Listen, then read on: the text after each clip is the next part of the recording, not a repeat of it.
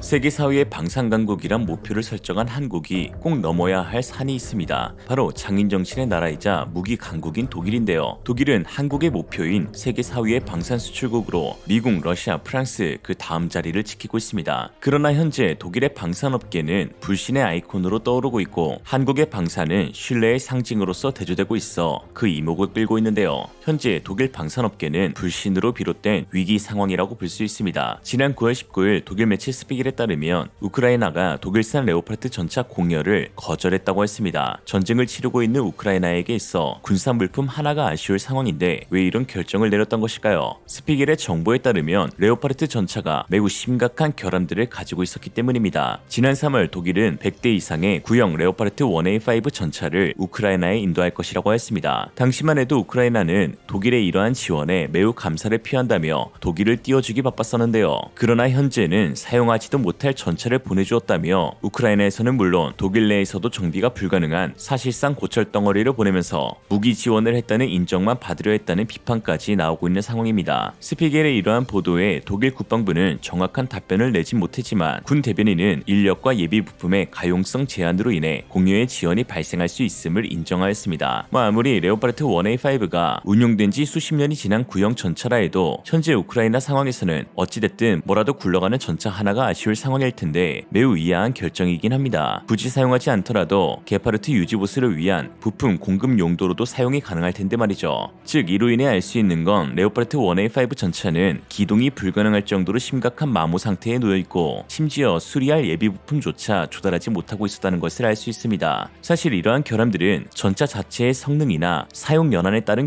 결과라기보다는 독일 방산업계의 정비 시스템이 원활하게 작동하지 못하고 있다는 것을 반증하는 것이라 할 수 있습니다. 이러한 문제는 우크라이나뿐만 아니라 레오파르트 2A5를 구입한 폴란드 육군 역시 동일하게 겪고 있기 때문이죠. 폴란드는 지난 2011년 저렴한 가격으로 중고 레오파르트 2A4 전차 250대를 도입하기로 했습니다. 당시 독일은 충분히 사용할 가치가 있는 전차라고 자체 평가하였으나 도입된 이후 폴란드는 경악을 금치 못했는데요. 사격 통제 장치, 포신, 궤도 등 상당수의 장비들이 정상 범주에서 크게 벗어나 있었습니다. 싸게 들여온 만큼 어느 정도의 개량은 충분히 가능하다고 생각한 폴란드는 11억 지워티를 들여 개량 사업에 뛰어들었지만 2015년 독일은 15억 질로티를 요구하더니 크라우스 마페이 베그만이 라인멘탈 컨소시엄으로 변경되면서 24억 지워티, 그 후 4차례 추가 협상 끝 전체 비용은 32억 9천만 지워티까지 올라갔습니다. 개량 예상 비용은 대당 2,006만 지워티, 한화 78억 원까지 올라간 것이죠. 이러니 폴란드 내에서는 독일 방산업체에 대해 곱지 못한 시선을 보낼 수밖에 없는 것입니다. 싸게 들여왔다 한들 혹은 공짜로 들여왔다 한들 정비가 제대로 되지 않고 정비 비용마저 일반적인 상식선을 훌쩍 넘으니까요. 가뜩이나 역사적으로 꼬여있는 폴란드와 독일이기에 폴란드에서는 독일을 지칭할 때마다 거짓말쟁이라는 멸칭을 사용하곤 합니다. 니에미, 도쿠함사. 반면 독일 방산업계를 위협하고 있는 한국 방산업계는 뛰어난 성능, 빠른 납기, 합리적인 가격은 물론 장비의 신뢰성으로 그 경쟁력을 높이고 있습니다. 일례로 K2 전차를 세계적인 전차 반열에 올린 것은 현지 상황에 맞춰 맞춤형 품질 관리를 진행하였던 것이 주요한 요인인데요. 이주승 품질기술연구원 선임연구원은 폴란드는 국제품질보증협정 체결 국가이지만 이번 계약이 크다 보니 더욱 까다로운 품질 점검을 요구하였는데 예를 들면 폴란드 수출용 K2 전차에 대한 품질보증 계획서를 요구했을 정도다라고 했습니다. 이러한 폴란드의 까다로운 요구를 충족시켜줄 수 있었던 데에는 한국의 정비기술이 주요했습니다. 지상전 중심으로 전력이 맞춰진 대한민국은 기동 활용 무기체계의 운용도가 높은 만큼 다른 무기체계에 비해 상대적으로 결함이 발생할 확률이 높아 매우 수준 높은 품질관리 시스템이 필수적인데요. 이러한 정비기술력을 잘 보여주는 사례가 바로 할배전차 M48 패튼입니다. 1952년 생산된 M48 패튼은 오늘날 수많은 정비와 개량을 거쳐 아직도 현역으로 사용되고 있는 전차입니다. 패튼에서부터 최신형 3.5세대 K2 전차까지 굴리고 있는 전세계 유일한 국가가 바로 한국이죠. 대한민국 국군은 6.25 전쟁 이후 베트남 전쟁 파병의 대가로 미국으로부터 M48 패튼 계열 전차를 도입했습니다. 거의 죽어갈 때마다 한국 육군 정비창 기술진들은 패튼을 살려내고 마는데요. 한국은 1978년부터 패튼을 개량하기 시작하더니 A3 A3K, A5K, A5K2, A5KW 등 현재 6종의 M48 계열 전차를 운용 중입니다. 일각에서는 패튼이 언덕도 못 올라가는 무용의 전차라고 폄하하지만 실제 동원 보병 사단에서 M48 A5K 전차의 정비를 맡고 있는 부사관들의 언급에 따르면 알려진 것보다는 전차의 상태가 상당히 좋으며 언덕을 못 올라가는 일당은 없다고 하였습니다. 후방 동원 사단 장병들에게는 기갑 장비 없이 맨몸으로 적과 맞서게 되는 것보다 구형 전차라도 105mm 주포를 가진 전차와 함께 작전할 수 있다는 것은 그나마 위안이 되는 일이 아닐까 싶습니다. 물론 우리 군이 현대화된 K2 전차 도입 대수를 늘려서 패튼 할아버지를 퇴역시키면 좋겠지만 당장 전쟁이 발발하게 되면 구형이고 뭐고 전쟁에 나설 수 있는 무기들을 사용해야 하기에 끝까지 최상의 컨디션으로 유지하는 일은 꼭 필요한 것이죠. 죽어가는 패튼을 살려내는 곳은 대한민국 국군의 전군 지상 공통장비 창정비 지원을 담당하고 있는 육군 종합정비청입니다. 전차, 장갑차, 자주포, 곡사포, 전투차량, 개인화기, 공용화기, 사통장비, 통신장비, 의무장비 등 한국 육군뿐 아니라 한국군 전체에서 사용되는 모든 지상장비의 최종 정비와 재생을 실시하고 있는데요. 사단 직할 보수대 및 군지사 예하 정비대에서 하는 야전 정비보다 한 차원 더 높은 정비, 오버홀을 실시하는 사실상 정비의 끝판왕 부대입니다. 각종 부대에서 도저히 못 고친다는 무기들이 이곳으로 모여서 다시 태어나고 또는 A1 버전의 구형 모델이 A2로 개량되어 출고되기도 합니다. 일단 이곳에 들어오는 장비들은 머리부터 발끝까지 아예 싹 뜯어서 새 장비를 만들려고 들어오는 것이죠. 실제 내용은 수리라고 적혀 있어도 사실상 이전 등록이 말소되고 새 장비로 등록되는 것입니다. 안 되면 되게 한다는 한국인들의 불굴의 의지를 곳곳에서 볼 수 있는 것이죠. 한국인들이 가지고 있는 완벽한 오버홀 기술은 최근에 독일을 꺾고 수주를 따낸 레드백에서도 증명되었다 할 수 있습니다. 레드백은 한국에서 개발된 기술들과 세계 최첨단 기술들이 접목된 차세대 보병전투 차량인데요. 경쟁자였던 독일의 링스를 꺾을 수 있었던 차이는 결국 그 첨단 기술들을 하나로 묶을 수 있는 기술력, 즉 통합체계 능력에서 비롯된 것입니다. 일각에서는 레드백을 두고 세계 각국의 기술이 모여있기에 우리나라 장갑차가 아니라고까지 말하곤 하는데요. 그러나 독일 링스 역시 이스라엘, 영국, 호주 기업들의 기술들이 접목된 것은 마찬가지입니다. 대전차 미사일, 능동방어체계, 쇼크업서버 등 타국의 기술들이 모여있죠. 하나디펜스 레드백 개발팀 관계자는 세계 최고의 기술력을 모두 모아놓아도 제대로 활용하지 못하면 아무 소용이 없다며 우리가 자랑하는 가장 큰 기술력은 이런 기술들이 아무 문제 없이 기능할 수 있도록 하는 체계통합 기술이라고 했습니다. 이러한 체계통합 기술을 가질 수 있었던 것은 70년대부터 피와 땀을 흘리며 습득하였던 그 모든 오버홀 기술에서 시작된 것이죠. 재미있는 사실 중 하나는 호주 장갑차 사업 초기 당시 한화가 독일 라인멘탈에 공동 개발을 추진하자며 손을 내밀었지만 당시 라인멘탈은 인지도도 낮고 시제품도 없다며 칼같이 거절하였다는 것입니다. 그리고 5년이 지난 현재 완전 상황이 뒤바뀐 것이죠. 이런 상황에서 독일은 수주 계약 이전에 호주에서 생산된 복서 차량을 역수입하겠다고까지 말하며 링스 판매에 열을 올렸지만 결국 레드백이 수주되자 완전 입 싹 닫고 없던 일로 하자고 하니 다시 한번 불신의 아이콘으로 세계인들에게 각인되고 있습니다. 니에미, 도쿠함사, 한국의 이러한 정비 능력은 육군뿐만 아니라 해군에서도 드러나고 있는데 바로 필리핀이 공여받은 한국의 퇴역 함정들입니다. 한국은 콘레드 야부로 알려진 포항급 초계함 충주함을 필리핀에 기증했습니다. 한국에서는 퇴역한 함정이었지만 그 성능과 컨디션은 필리핀군이 사용하기에 부족함이 없었는데요. 필리핀 해군은 실제로 운용해본 결과 연안 경비 및 방어 작전에 최적화된 함정이라고 평가하면서 심지어 한 척의 초계함을 추가 양도 요청하기도 했습니다. 그리고 결국 9월 18일 예상 못한 소식이 전해졌죠. 두 척의 퇴역 함정을 공여받은 필리핀은 결국 신형 해군 함정 12척을 한국에서 도입하기로 결정했습니다. 이번에 도입된 함정은 작전 지원함 2척, 초계함 4척, 후위함 6척으로 알려졌는데요. 필리핀이 한국산 군함을 도입하기로 한 데에는 역시나 품질에 대한 신뢰가 깔려 있었기 때문입니다. 필리핀 국제학대학원 선임연구원인 콜린 라자라트남은 나발뉴스와 인터뷰에서 필리핀 해군은 한동안 한국에서 건조된 자산을 운용해왔으며 품질 측면에서 이러한 장비는 충분히 신뢰할 수 있는 것으로 간주되었습니다 라고 했죠. 필리핀은 함정뿐만 아니라 한국산 잠수함까지 도입을 추진하고 있는데요. 하나오션은 지난 2019년 계약 체결 이후 인도네시아로 향하려던 잠수함을 필리핀으로 보낸다는 방침입니다. 아이러니한 것은 하나오션의 DSM이 1400형 잠수함이 독일에서 209급 잠수함 부품 체계를 수입해 국내에서 체계종합 설계를 수행한 이후 건조한 잠수함으로 기술을 이전받던 우리가 기술의 원조집을 이기고 있다는 것입니다. 1993년 6월 대우조선은 독일의 DHW사로부터 기술 이전을 받았는데 20년이라는 긴 세월 동안 우리가 기술을 꾸준히 축적해 국산화율을 크게 높였고 국제 공개 입찰에서 HDW를 제치고 수주를 따내기까지 하였습니다. HDW사의 209급 잠수함의 지적재산권 보호기간이 만료되어 법적으로 DSM이 1,400에 대한 제재나 제소를 할 수 없는 상황이죠. 또한 함정 전투체계의 최후로 불리는 CIWS 역시 원조의 기술을 꺾은 사례로 불립니다. 한국 차세대 이지스함에 장착되는 CIW2는 LIG 넥스원에서 개발하였는데 2010년대 초반 원천 기술 확보를 위해 네덜란드 해군 정비창에 20명의 직원이 파견 근무를 나갔습니다. 그리고 2018년부터 네덜란드 골키퍼 창정비를 시작해 CIWS를 직접 뜯어보고 고치며 기술을 얻었죠. 그리고 현재는 네덜란드 탈레스 골키퍼가 단종되어서 오히려 LIG 넥스원이 탈레스와 골키퍼 에마로 계약 약 3천억 규모의 협약까지 맺은 상황입니다. 우리 방산 역사에서 이러한 일들은 비일비재하게 일어나고 있죠. 그렇다면 한국인들의 정비 기술은 왜 이리 뛰어난 것일까요? 여러 이유가 있겠지만 한국인들의 특유의 손기술을 빼놓고 말할 수 없을 것입니다. 한국인들의 손기술에 대한 세계적인 인정은 70년대 후반부터 금메달을 휩쓴 기능 올림픽에서의 성적이 이를 증명하기도 합니다. 1967년 첫 참가를 시작으로 77년부터 91년까지 무려 9회 연속 우승, 이후 21번의 올림픽 중 19번을 우승하였습니다. 역대 우승 기록 2위 일본은 6회, 3위 스위스 3회보다 훨씬 앞선 기록이죠. 세계 최초의 금속 활자에서부터 추구기, 철갑선까지 뛰어난 손기술을 자랑했던 대한민국은 오늘날 세계 최고의 방산, 반도체, 정밀기술, 정비 등의 기술력으로 이어지고 있습니다. 이러한 모든 기술들이 집약되어 오늘날 우리의 안보를 지키는 핵심 동력이 되고 있죠. 보이지 않는 곳에서 묵묵히 땀을 흘리고 있는 분들이 계시기에 오늘날 우리의 안보는 여전히 지켜지고 있는 것입니다. 오늘의 한 줄 평, 진정 국가를 지키는 안보는 안 보이는 곳에서 흘린 땀이다. 이생으로 리얼리즘이었습니다. 여러분의 생각은 어떠신가요? 현명하고 지혜로운 여러분의 의견을 지금 댓글에 남겨주세요.